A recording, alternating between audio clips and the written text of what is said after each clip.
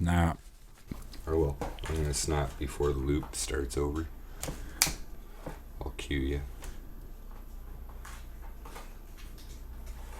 3, 2, 1. Hello, I'm John. No.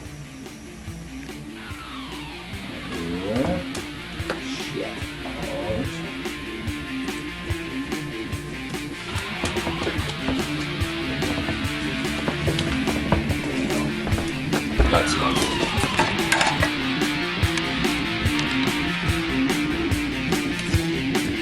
Getting off, jackass.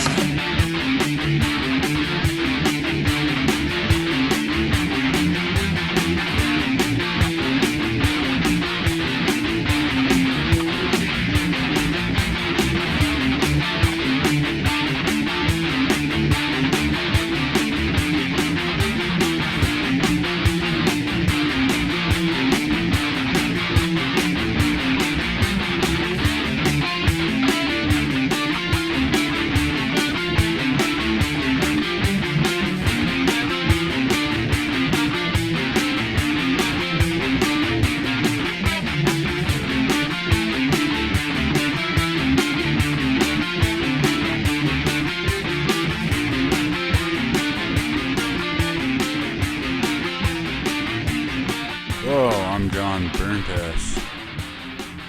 I'm Jack Storm, and welcome to the Jac and Burnz show. And we're gonna do a quick review of Takeover, Stand and Deliver, both nights. Yeah. And I'm gonna say right off the outset, so we watched both Takeover, both nights, and WrestleMania, both nights. And although the fact that it came first, Takeover came first, and by the time WrestleMania started, we'd already watched 2 nights of Takeover. We took a break from SmackDown. But I just think Takeover was a better show start to finish both nights than WrestleMania. I'll say that right on the outset. I found the Takeover, I would have been happier if it had been one night. With most of the same stuff. Maybe throw a couple of those matches to a kickoff show. I don't think they would have fit that many matches. The Takeover is generally shorter. But I mean, the thing I don't know. Like, we'll go over it. But a lot of the matches went on longer than they needed to too. Well, that's a matter of opinion. We'll talk about that when we get to those matches specifically. But the first match, so we'll start with night 1. And the first match was Pete Dunne versus Kushida. And honestly, this was one of the few matches it was okay, but I could have done with it. Yeah. Let's just skip past the Dunne and Kushida match. Pete Dunne won. Yeah, then we got a gauntlet match. I liked this match. I didn't mind it. Yeah, it was a good match. But the only probably gripe I have with it is Cameron Grimes. Although him paying off Isaiah Swerve Scott, was funny, it should have been something that was done before the match, like in a promo, not during the match. Well, I find it was good to finally have somebody actually take the payoff from him. Yeah, and he went with it for a while before he turned on him too. Yeah, before he threw the money in the corner. I think it would have been much better for them to have done that payoff going into the match and have them actually honor it for a while into the match. Yeah. I don't know. The match needed a bit more action, a little bit less story. Yeah. In that regard. But it was a good match. I didn't mind it. And Bronson Reed wins. So he's the one that's going to go on for the North American title on night 2. Okay, so we can both agree that it was a good match then. LA Knight had a couple matches up till this point. Right. I thought he got screwed big time. He did good for the little short time he was in there, but he didn't get long enough. No. I think he should have made it till the final 2 with Bronson Reed. But I don't know. As for what he got to do, the best showing in the match besides Bronson Reed, obviously, I think was LA Knight. I actually have to admit, Scott did a pretty good showing for himself in that match too. Yeah. He lasted from start to finish. So we can move on to the next match. Yeah. Walter versus Ciampa. Now this match. This match was the match of the night, in my opinion. Brutal match. Yeah, it was. They so destroyed each other. Ciampa's neck, like, It was the guy it was had one of the surgery on that most damn thing. brutal looking matches I've seen in a while. Yeah, it was a fucking amazing match. It was an amazing match. So, here's the match of the night, and I don't know, contender for match of the whole frigging show, both nights. Contender. Yeah.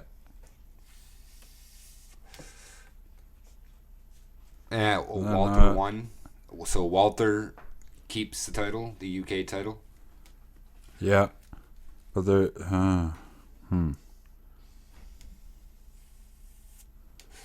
I got something about a finger grab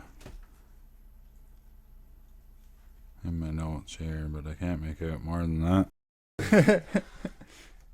But it had something in that Burns match. here needs to freaking write his notes out with a typewriter or something. Can't read his own handwriting. I need to just say them into a mic and have a computer write them Here for we me. go, speech to text. Who knows what the hell it'll say. Well, the next match. I'll say it English, it'll come out Russian. The next match was the tag title match for the vacant tag team titles. Yeah. And that was Grizzled Young Veterans versus MSK versus Legado del Fantasma. Yeah.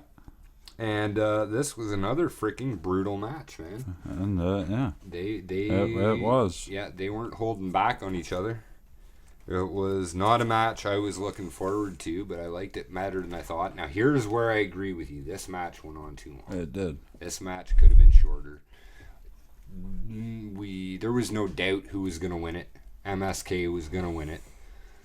So, I mean, they could have shortened it up. But other than that, this was a good match, considering I don't really like multi-tag team matches for the most part. There's just too much going on.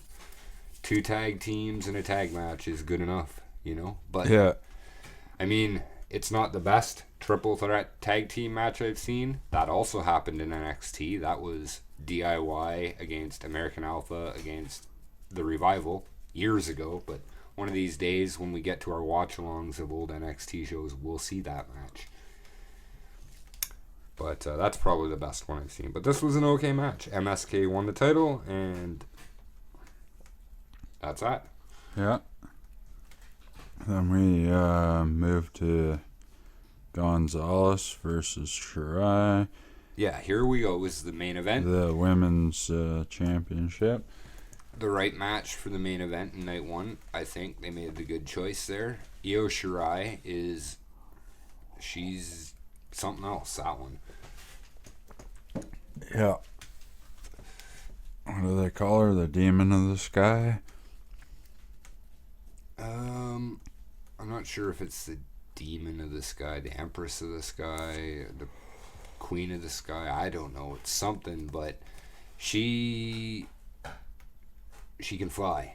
Yes. She can fly. And you know, she might be the female comparison to Best High Flyer alongside Rey Mysterio for the men. And hell, they do the same moves. She uses the 619. Yeah. You know? She uses the frog splash. So, and she's probably got the nicest looking moonsault in the business. Charlotte Flair is a close second, but Io Shirai does that moonsault perfectly. Yes. And Gonzalez, giant fucking monster woman, like perfect.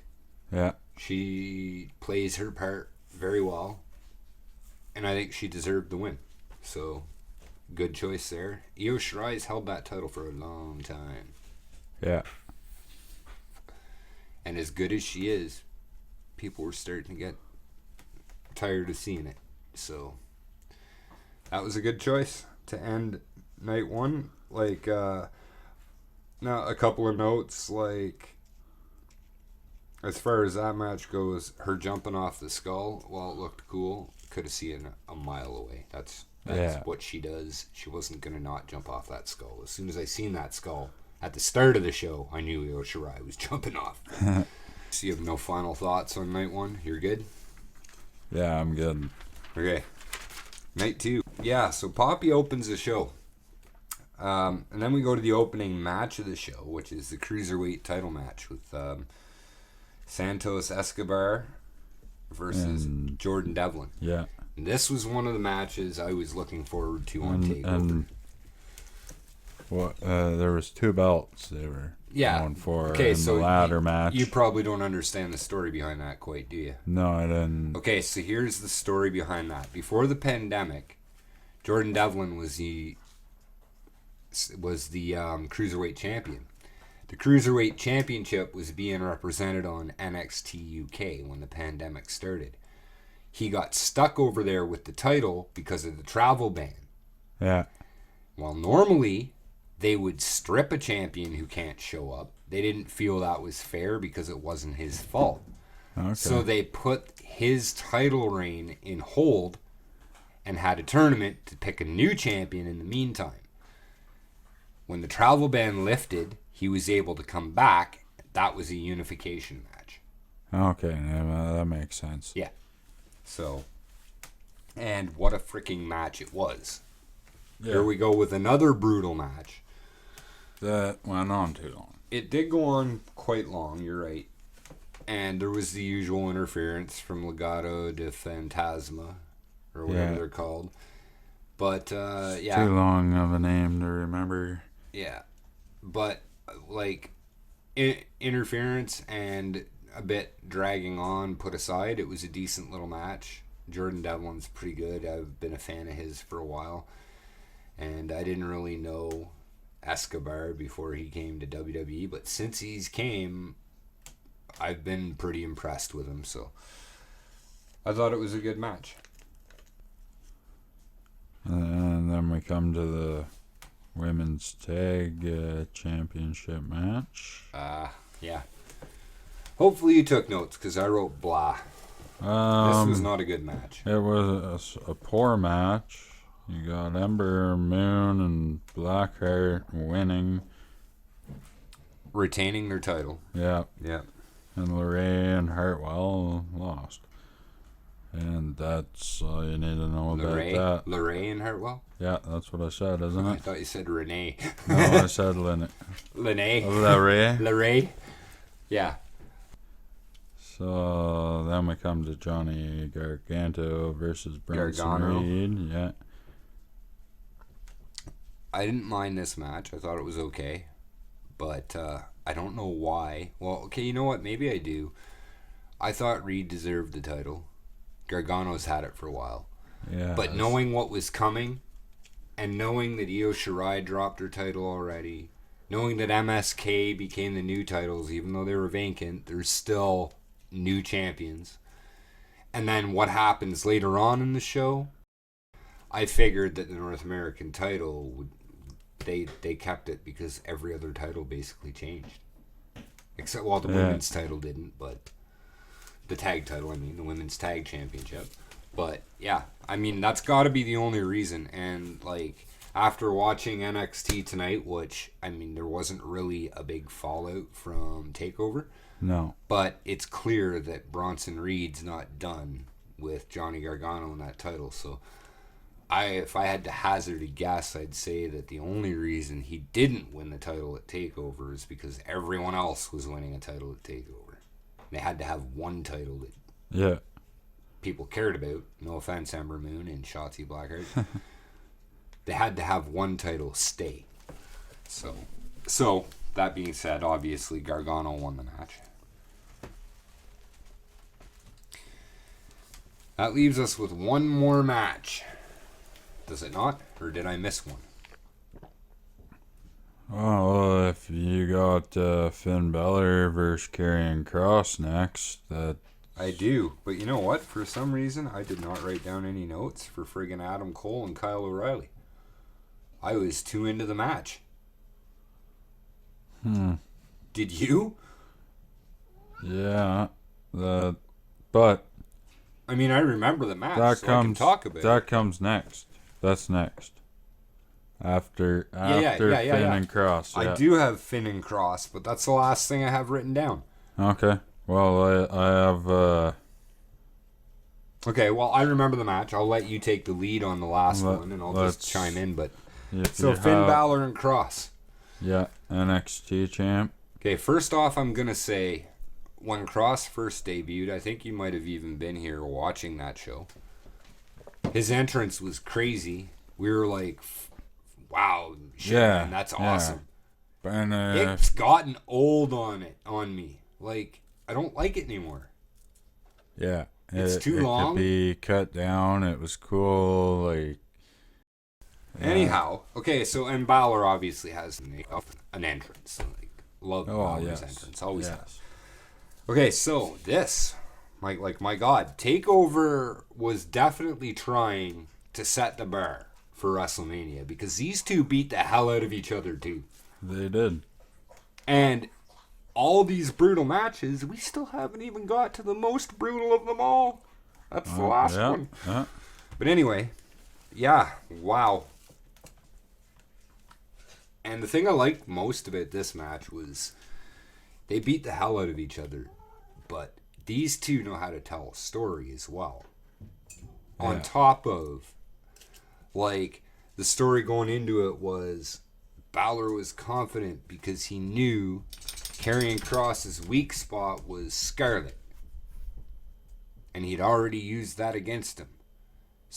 But it didn't work. Karrion Kross kept his emotions in check, like the story was there. Brutality. Kross didn't deserve to lose the title when he did. He got injured right after winning it the first time, so he deserves the win. Balor doesn't need it. Balor's set. He's made. He has been. He was before he came back to NXT. In my opinion, Balor was made the second he won the NXT title the very first time. Yes. No one's been able to touch him. They don't treat him that way always, the WWE, but no one can touch Finn Balor. So, and he's had the title for a while, and there's so much more he could do. He doesn't need that title to do it. So, mind you, I hope they don't ship him back to the main roster now, because the way he is in NXT is the way he should stay, and that's not the way they have him be on the main roster. So, if that's what it's called anymore, I guess not the main roster. Raw, SmackDown, whatever. They're 3 separate brands. True. Apparently. True, yet with crossovers. Yet NXT wasn't featured at WrestleMania. So, in any way, shape, or form. No, they're their own brand. Yeah. Well, so is Raw, so is SmackDown, but the two of them. But here's where I like NXT better. is better because they can stand on their own and have their own paper. They can stand and deliver. Yes. All right, last match. Cross one. Yeah. Obviously. Yeah. So we go to Adam Cole versus Kyle O'Reilly. And this was fucking brutal. Here was a long match that could have went longer. I was okay with it. They didn't need to end that match. It could have kept going. The thing that didn't quite make sense to me was the way he was using the chain wrapped around his leg. I don't know. It's a little bit harder for him to properly wrap his kneecap in steel and drop it on the back of Adam Cole's head, because doing it properly would kill the guy. Anyhow, I don't think there was a move either guy does that they didn't do at least once to each other. Yeah. They didn't overkill with the weapons, which was good. Friggin' putting him through the ramp and then kicking out the side of the stage to drag him out was pretty awesome. Adam Cole's he's up there at the top. In as far as I'm concerned. People want to compare him to Shawn Michaels, and I can see the comparisons. But it's not the same. Shawn Michaels had a different kind of cocky attitude back then. Yeah. You know? But yeah, that was one hell of a match. That was one hell of a way to close night 2, to close TakeOver, Stand and Deliver. Period. And that match right there is why I say that Walter and Ciampa are in contention for the most brutal match of the TakeOver series. Because I'm not sure which was more brutal, theirs or this one. Yeah, I still think that the match went on a little too long. What, with Walter and Ciampa? No, with Cole. Oh, those two could have fought for another 10-15 minutes. I would have watched. I don't think they could have. I think they were done. Just a quick rundown of the Fallout episode of NXT, which was on tonight as we record. Their premiere episode for their Tuesday night move from here on out. The Fallout episode from TakeOver, Stand and Deliver. And there wasn't much really to talk about. I mean, just a quick rundown. We had matches. Rhea Ripley and Bianca Belair showing up. And, having the little kind of reunion with Raquel Gonzalez. Because me being a longtime follower of NXT, I know that the three of them came in together, and trained together, were friends, and all that. So it was kind of cool to see. Yeah. Frankie Monet, who is Tyra Valkyrie or something like that in real life, John Morrison's wife, had her debut, and I'm still not too sure what to think about that. I don't know. They should have just stuck with the dog coming soon. Yeah, I don't know. Hopefully they go somewhere with that. Kushida is the new North American champion. Yeah. No, not North American champion. Sorry, he's the new Cruiserweight champion. Yes. That's it. So that happened. He beat Santos Escobar. Pretty decent little match that went way too long, but it seems to be a problem. Matches going too long. Yeah.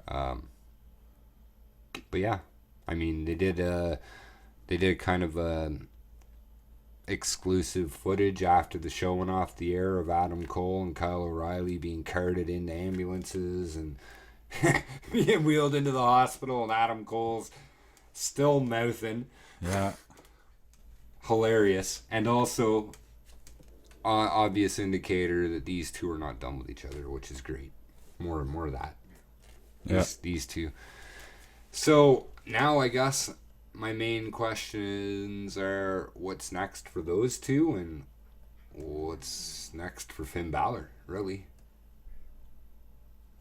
I mean, and Karrion Kross, his promo, what do you think of his promo tonight? It's okay.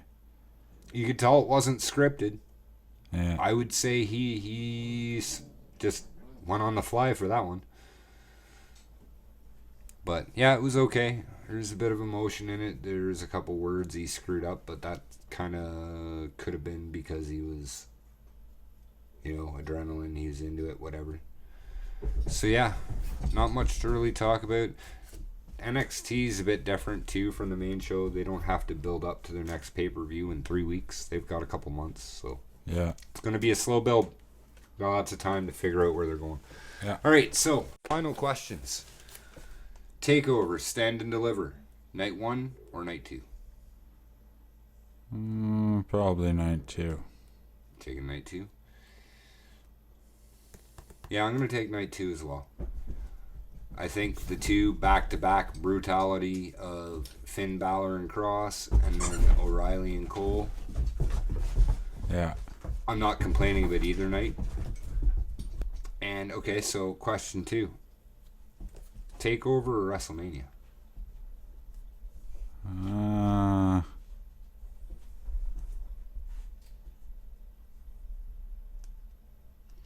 probably Takeover.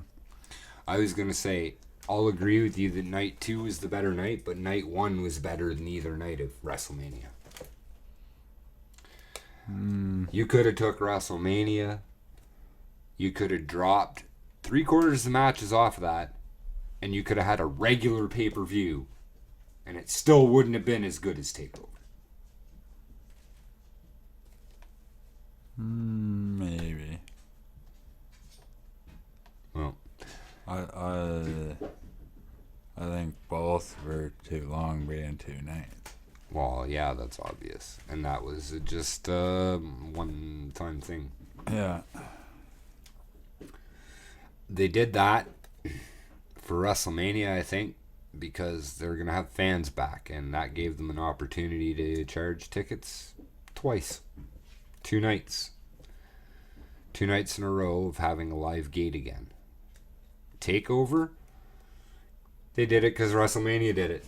Yeah. And they're supposed to be the prequel to WrestleMania. So if WrestleMania is going to be 2 nights, why not? They didn't last year. Did they even have a takeover right before WrestleMania last year? I thought they didn't. I thought they had their own takeover like a month before. That was, if I remember, now someone out there can correct me if I'm wrong, but if I remember, that was almost like, that was the one that they did for the first time on a Sunday, like it was a pay-per-view, just to see how it would do on its own without not a WrestleMania, but without a WWE pay-per-view the next night. Because I know that they did one of their takeovers, rather than doing it before a pay-per-view the way they always did, which meant it was always on a Saturday. It was on a Sunday. There was no WWE pay-per-view that weekend. And they were trying to find out if they could succeed running on a Sunday pay-per-view slot without having, because like before, when they were running before a pay-per-view, they'd almost sell bundle tickets for all of the shows back to back to back, right? And not to mention, if they had a bunch of people coming in for a big pay-per-view, all those people are going to go to a takeover the night before because they're there already. And the takeover tickets are going to be cheaper than any of the pay-per-views, probably, right?